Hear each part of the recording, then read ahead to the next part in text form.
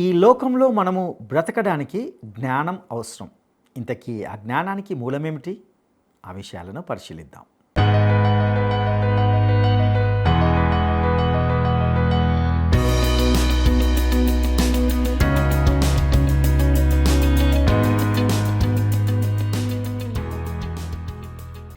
క్రీస్తునందు ప్రియమైన ప్రేమధార టీవీ వీక్షకులందరికీ మన ప్రభువును రక్షకుడైన యేసు క్రీస్తు ప్రశస్తమైన నామంలో శుభములు తెలియజేస్తూ నేటి కార్యక్రమానికి సాదరంగా ఆహ్వానిస్తున్నాం.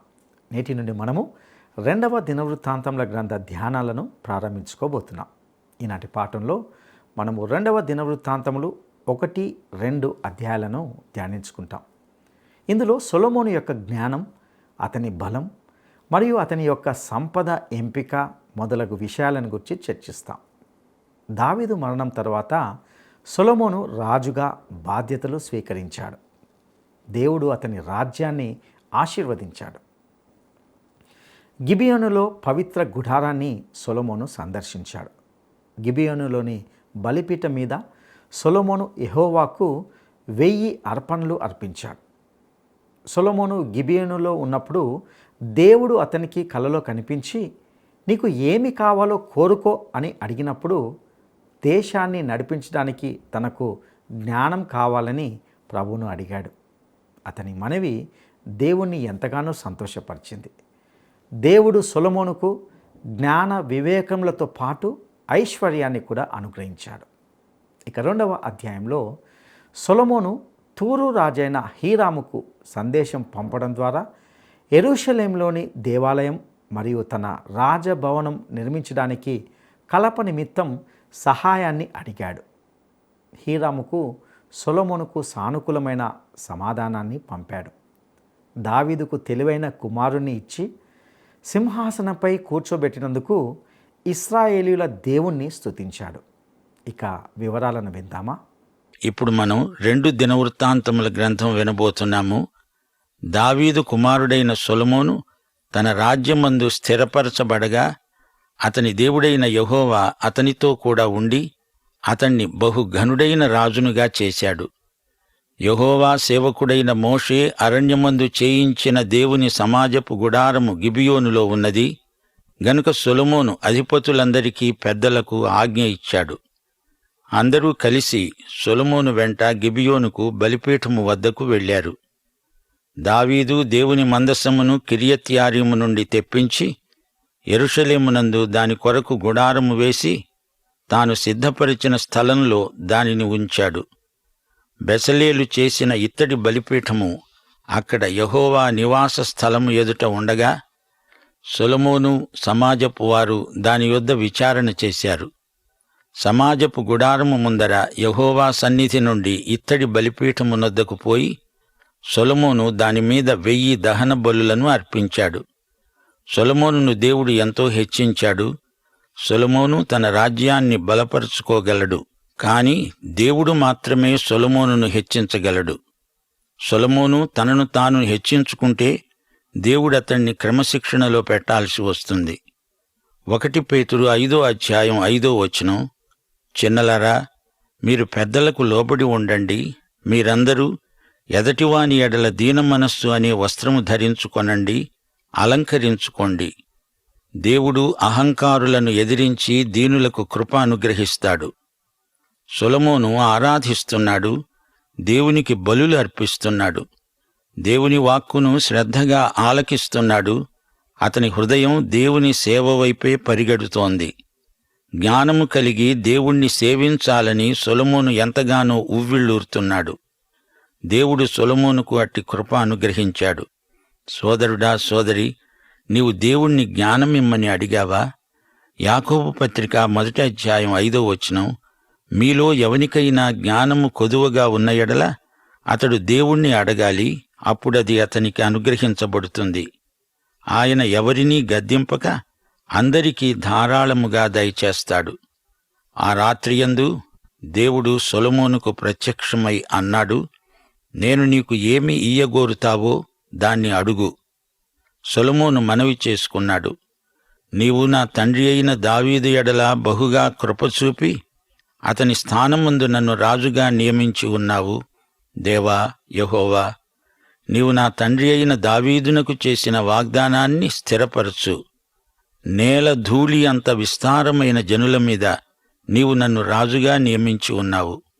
ఈ నీ గొప్ప జనమునకు న్యాయము తీర్చే శక్తి గలవాడెవడు?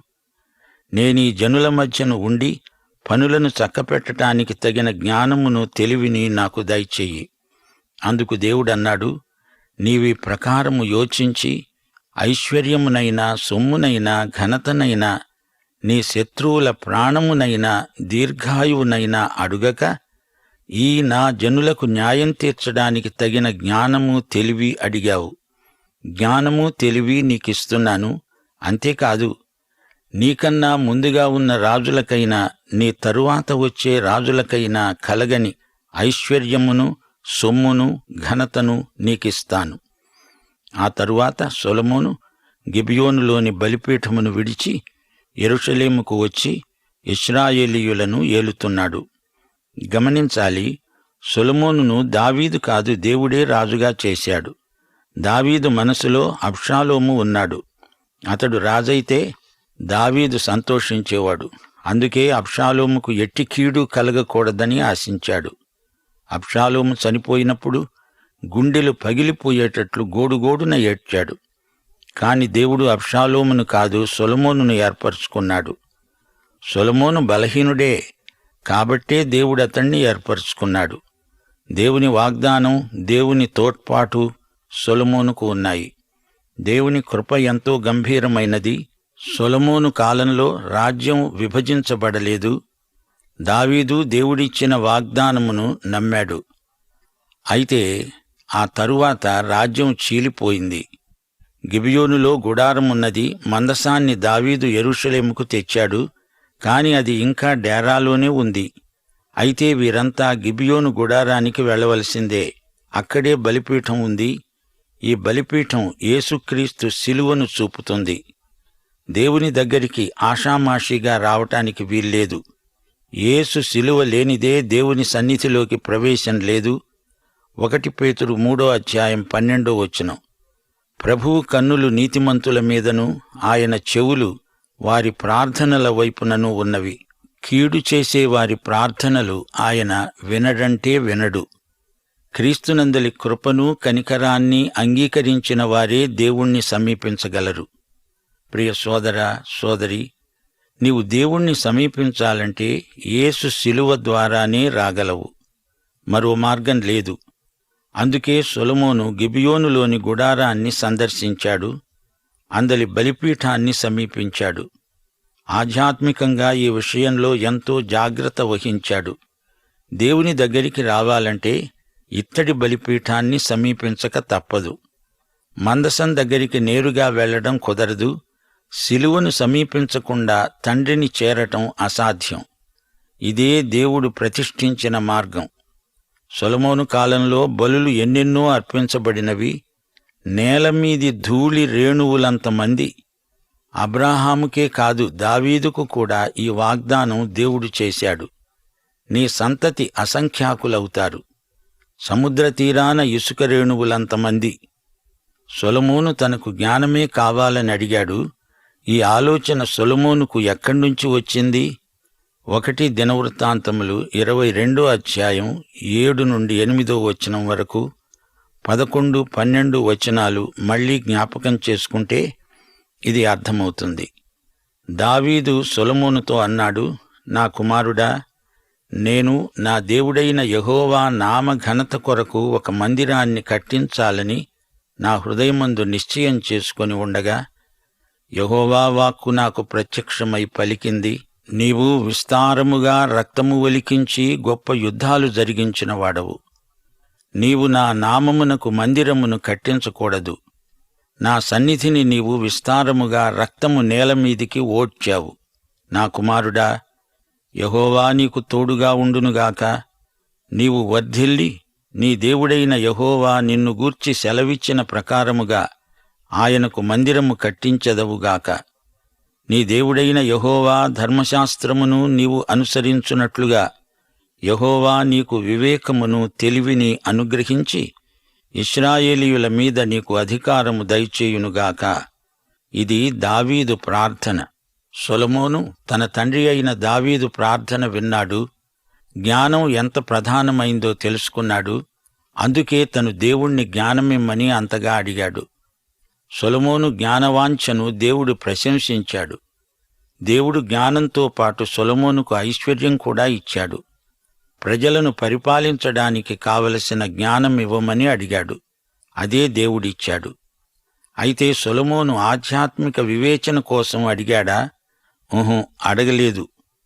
అందుకే అతనికి ఆధ్యాత్మిక వివేకం లోపించింది. ఈ సంగతి అతని కుటుంబ జీవితంలోనే ఇట్టే రుజువైపోయింది. తన వ్యక్తిగత జీవితమంతా అస్తవ్యస్తమైపోయింది.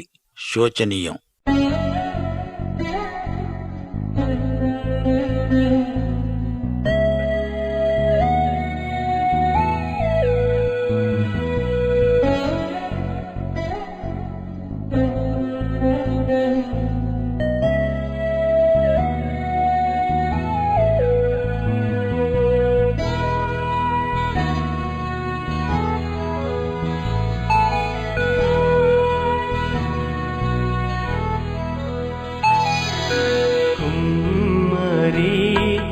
కుమ్మరి జగదుత్పత్తిదారి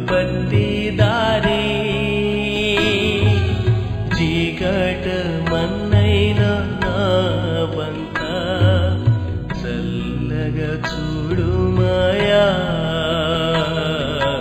చల్లగా చూడుమాయా.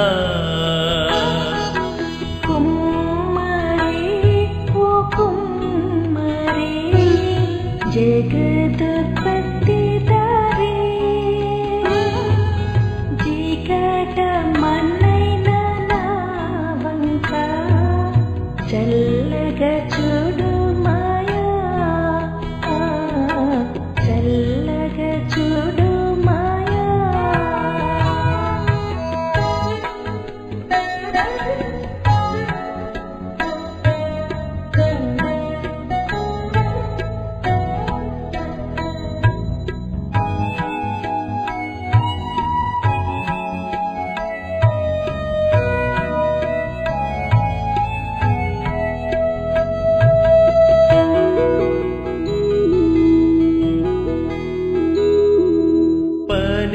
పనికిరాని పాత్రనని పారవేయకుమా, వంగి పొరలు పాత్రగా నన్ను నింపుమా. సువార్తలోని పాత్రలన్నీ యేసును పొగడుచుందా, సాక్షిగా ఉండు పాత్రగా చేసి సత్యముతో నింపుము తండ్రి, సత్యముతో నింపుము తండ్రి. కుమ్మరి ఓ కుమ్మరి జగదుత్పత్తిదారి చీకటమన్నైన నా వంక చల్లగా చూడుమాయా, చల్లగా చూడుమాయా.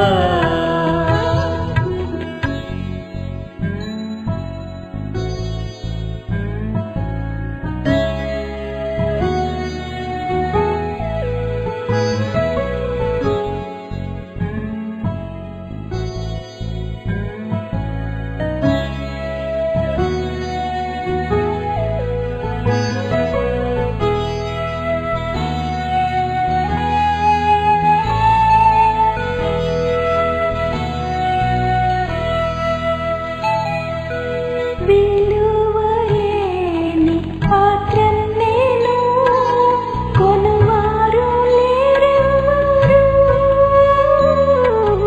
వెలలేని నీదు రక్తంబుతో వెలుగొందు పాత్రగా చేసి,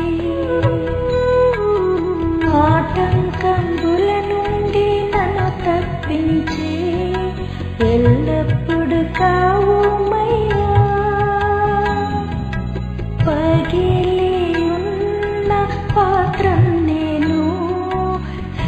సరిచేసేవాడు మయా సరిచేసేవాడు మయా కుమ్మరి ఓ కుమ్మరి జగదుత్పత్తిదారి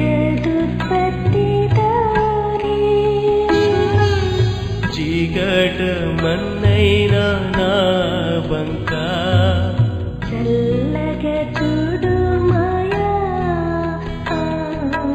చల్లగా చూడు మాయా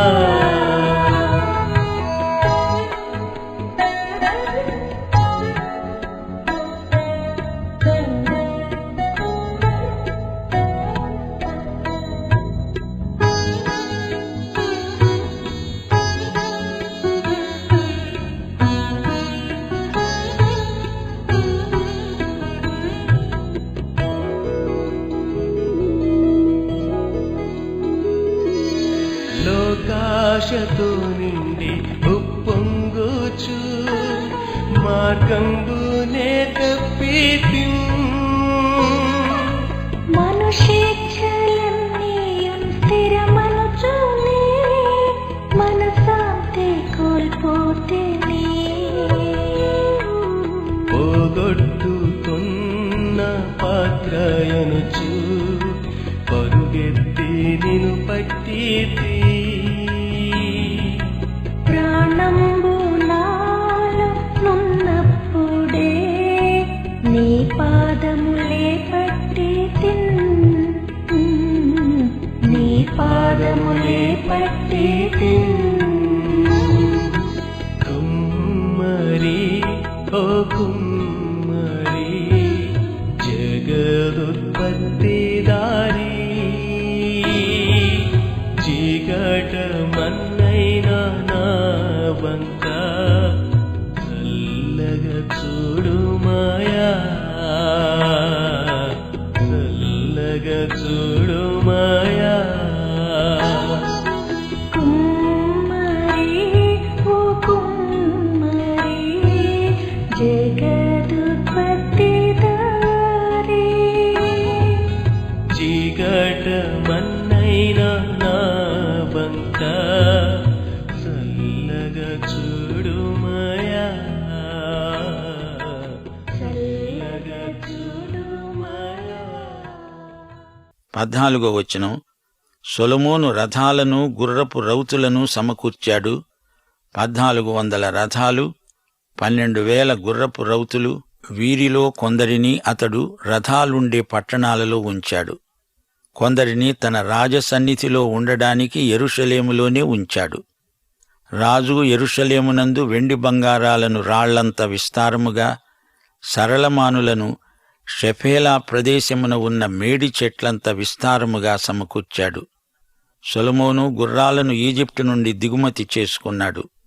రాజు వర్తకులు ఒక్కొక్క గుంపునకు నియామకమైన ధరనిచ్చి గుంపులు గుంపులుగా వాటిని కొని తెప్పించారు. ఈజిప్టు నుండి కొని తెప్పించిన రథం ఒకటింటికి 600 తులాల వెండి, గుర్రం ఒకటింటికి 150 తులాల వెండి చెల్లించారు. హిత్తీయుల రాజులందరి కోసం, సిరియా రాజుల కోసం వారు ఆ ధరకే వాటిని తీసుకున్నారు. ఆ దేశంలో మేడి చెట్లు సర్వసాధారణమైనవి. దేవదారు వృక్షాలు ఈ రోజున అక్కడ అంతగా కనపడవు. వెండి బంగారాలు బహు చౌక, రాళ్లంత చౌక. ద్వితీయోపదేశకాండం 17వ అధ్యాయం 16-17 వచనాలలో దేవుడు చెప్పిందేమిటి? సొలొమోను చేసిందేమిటి? రాజు గుర్రాలను విస్తారంగా సంపాదించుకొనవలదు. తాను గుర్రాలను హెచ్చుగా సంపాదించడానికి జనులను ఈజిప్టుకు తిరిగి వెళ్లనీయకూడదు. తన హృదయము తొలగిపోకుండునట్లు అతడు అనేక మంది స్త్రీలను వివాహము చేసుకొనకూడదు. దేవుని మాటకు భిన్నంగా సొలొమోను గుర్రాలను, స్త్రీలను సమకూర్చుకున్నాడు. ఇది గొప్ప తప్పు. దేవుడు కూడదన్నది చెయ్యటం అవిధేయత, పాపం. ఇప్పుడు 2వ అధ్యాయం వినండి. సొలొమోను యెహోవా నామము కొరకు ఒక మందిరాన్ని, తన రాజ్యము కొరకు ఒక నగరాన్ని కట్టాలని తీర్మానం చేసుకొని 3600 మంది అధిపతులను, పనిమీద అధికారులను నియమించాడు. హీరాముకు కబురు పంపాడు. నా తండ్రికి చేసినట్లే నీవు నాకు సరళమానులు సిద్ధం చేసి పంపి సాయం చేయాలి. నేను యెహోవా నామఘనతకై మందిరమొకటి కట్టించబోతున్నాను. ఆ మందిరంలో ధూపదీప నైవేద్యాలు అర్పించబడతాయి, సముఖపు రొట్టెలు ఉంచబడతాయి, ఉత్సవాలు జరుగుతాయి, దహన బలులు అర్పించబడతాయి. ఈ మందిరాన్ని యెహోవాకు ప్రతిష్ఠిస్తాను. ఈ మందిరం గొప్పది. మా దేవుడు సకల దేవతల కంటే మహనీయుడు. ఆకాశము మహాకాశము ఆయనను పట్టజాలవు. ఆయనకు మందిరం కట్టించడానికి చాలిన వాడెవడు? నేను ఏ పాటి వాడను? ధూపం వేయటానికి మాత్రమే ఈ మందిరం కడుతున్నాను. ప్రజ్ఞగల ఒక మనిషిని నా దగ్గరికి పంపు.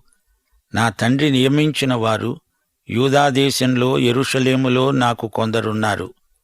వీరు లోహపు పనిలో, శిల్పంలో, అల్లిక పనులలో అనుభవజ్ఞులు. నీవు పంపే శిల్పి వీరికి సహాయకుడై ఉంటాడు.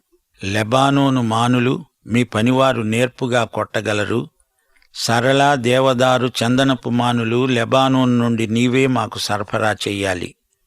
నేను కట్టించబోయే మందిరం గొప్పది, ఆశ్చర్యకరమైనది. నా సేవకులు నీ సేవకులు కలిసి పనిచేస్తారు. మీ పనివారికి నేను చాలినంత బత్తెమిస్తాను. గోధుమలు, యవలు, ద్రాక్షరసం, నూనె రూపంలో వారికి జీతం ముట్ట చెప్తాను. తూరు రాజైన హీరాము సొలొమోనుకు ప్రత్యుత్తరమిస్తూ అన్నాడు, యెహోవా తన జనమునకు స్నేహితుడు. వారి మీద నిన్ను రాజుగా నియమించాడు. దావీదుకు ఇంతటి జ్ఞానము, తెలివిగల బుద్ధిమంతుడైన కుమారుణ్ణి యెహోవాయే దయచేశాడు. భూమి ఆకాశములకు సృష్టికర్త అయిన ఇశ్రాయేలీయుల దేవుడైన యెహోవాకే స్తుతి. హూరాము అనే పనివాణ్ణి పంపుతున్నాను. ఇతడు చురుకైన పనివాడు, తెలివి వివేచన గలవాడు. ఇతని తల్లి దాను వంశికురాలు, తండ్రి తూరీయుడు. ఇతనికి అన్ని రకాల పనులు తెలుసు. చెక్కడపు పనులు చేయగలడు, మచ్చులు కల్పించగలడు. నీ తండ్రి నియమించిన వారికి దీటైనవాడు, సామర్థ్యము గలవాడు. కలపను తెప్పల మీద యొప్పేకు చేరుస్తాము. అక్కడ్నించి వాటిని యెరూషలేముకు నీవే చేరవేసుకోవాలి. దావీదు కాలంలో ఇక్కడికి వచ్చి చేరిన పనివారిని సొలొమోను లెక్కించగా 1,83,600 మంది. వీరిలో బరువులు మోసేవారు, మానులు కొట్టేవారు, అధికారులు ఉన్నారు. వింటున్నారా? దేవాలయ నిర్మాణ వివరాలు చెప్పబడినాయి. ఏర్పాట్లన్నీ అంతకు ముందే దావీదు కాలంలోనే చేయబడ్డాయి. సొలొమోను కాలంలోనే నిర్మాణం చేయబడాలని, పని ముగించబడాలని దేవుని నిర్ణయం. హీరాము దావీదును ఎంతో ప్రేమించాడు. దావీదు హీరామును ప్రేమించాడు. దాన్ని పురస్కరించుకొని సొలొమోను హీరాము సహాయం అడుగుతున్నాడు. రాను రాను హీరాముకు సొలొమోనుకు మధ్య మనస్పర్ధలు ఏర్పడ్డాయి. దేవాలయంలో ఎన్నెన్నో బలులు అర్పించబడినాయి. జంతు బలులన్నీ యేసుక్రీస్తునే చూపుతాయి. దేవాలయం గొప్పది అంటే అర్థమేమిటి? గొప్ప దేవుడు కాబట్టి అది గొప్ప దేవాలయం. ఆలయం కాదు, దేవుడు గొప్పవాడు. యేసుక్రీస్తు అనే బలియాగం ద్వారానే మనం తండ్రిని సమీపించగలము అని ఈ బల్యర్పణలు మనకు జ్ఞాపకం చేస్తాయి. సొలొమోనుకు ఈ బలులలోని పరమార్థమేమిటో బాగా తెలుసు.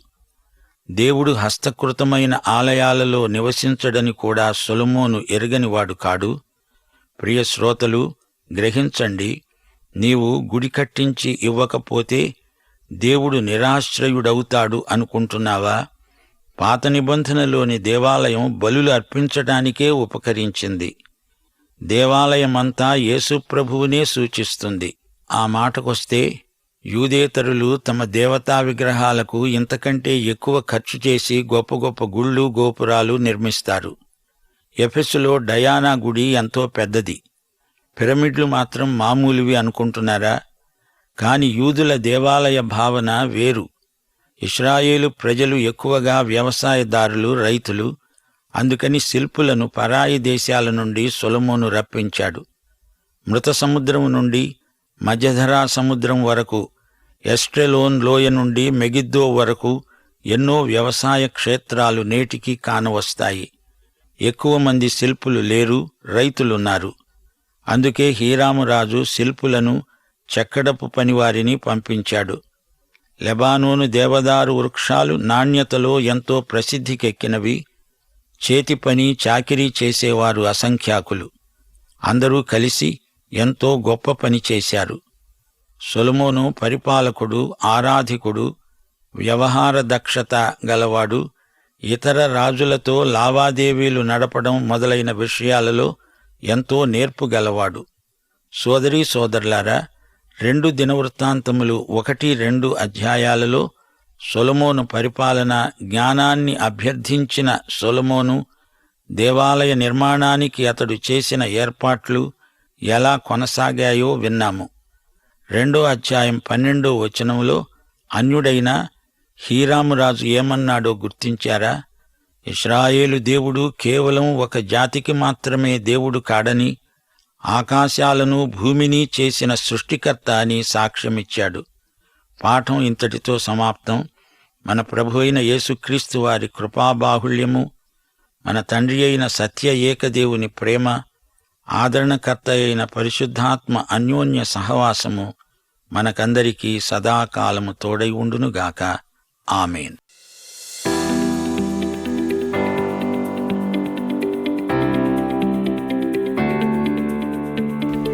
దావీదు దేవుని మందసము ఎక్కడ నుండి తెప్పించి తాను సిద్ధపరిచిన స్థలమును ఉంచాడు. దావీదు దేవుని మందసము ఎక్కడ నుండి తెప్పించి తాను సిద్ధపరిచిన స్థలమును ఉంచాడు. 1 కెద్రోను, 2 కనాను, 3 కిర్యత్యారీము. ఈ ప్రశ్నకు సరైన జవాబును ఈ వాట్సాప్ నంబర్కు పంపండి. ప్రియులారా, ఇంతవరకు మనము 2వ దినవృత్తాంతముల గ్రంథము 1-2 అధ్యాయాలను ధ్యానించుకున్నాం. దావీదు మరణం తర్వాత అతని కుమారుడైన సొలొమోను రాజుగా బాధ్యతలు స్వీకరించి చేపట్టిన విషయాలను గమనించాం. సొలొమోనును దేవుడు ఎంతో హెచ్చించాడు. సొలొమోను తన రాజ్యాన్ని బలపరుచుకోగలడు, కానీ దేవుడు మాత్రమే సొలొమోనును హెచ్చించగలడు. ఒకవేళ సొలొమోను తనకు తాను హెచ్చించుకుంటే దేవుడు అతన్ని క్రమశిక్షణలో పెట్టవలసి వస్తుందని విన్నాం. దేవునికి కావాల్సింది అహంకారమైన మనసు కాదు, తగ్గింపు గల మనసు. సొలొమోను యొక్క పరిపాలన ప్రారంభంలోనే కొన్ని ముఖ్యమైన లక్షణాలను మనం గమనించవచ్చు. అతడు దేవుణ్ణి ఆరాధించాడు, దేవునికి బలులు అర్పించాడు, దేవుని వాక్కును శ్రద్ధగా ఆలకించాడు. అతని హృదయం దేవుని వైపే పరిగెత్తింది. జ్ఞానము కలిగి దేవుణ్ణి సేవించాలనే ఎంతో తప్పించిపోయాడు. అందుకే దేవుని కృప అతని పట్ల మెండుగా ఉండింది. దేవుడే సొలొమోనును ఏర్పరచుకున్నాడు. సొలొమోను గిబియోనులోని గుడారాన్ని సందర్శించాడు, అందలి బలిపీఠాన్ని సమీపించాడు. ఆధ్యాత్మికంగా ఈ విషయంలో ఎంతో జాగ్రత్త వహించాడు. దేవుని దగ్గరకు రావాలంటే ఇత్తడి బలిపీఠాన్ని సమీపించక తప్పదు. ఈ బలిపీఠం క్రీస్తు శిలువ త్యాగాన్ని సూచిస్తుంది. క్రీస్తు శిలువ లేకుండా మనము మందసాన్ని అనగా తండ్రి అయిన దేవుణ్ణి సమీపించలేం. జంతు బలులన్నీ యేసు ప్రభువునే సూచిస్తున్నాయి. యేసు క్రీస్తు అనే బలియాగము ద్వారానే మనము తండ్రిని సమీపించగలం. ప్రియులారా, ఒక విషయాన్ని మనము జాగ్రత్తగా గమనించాలి. అదేమిటంటే, దేవాలయము గొప్పది ఎప్పుడూ కాదు, దేవుడే గొప్పవాడు. ప్రియులారా, గొప్ప దేవుణ్ణి మన జీవితంలో కలిగి ఉన్నామా? అట్టి కృప దేవుడు మనకు దయచేయునుగాక. దైవాశీస్సులు. ఈ కార్యక్రమం మీకు నచ్చిందా? అయితే వెంటనే మిస్డ్ కాల్ ఇవ్వండి. బహుమతి పొందే విజేత మీరే కావచ్చు.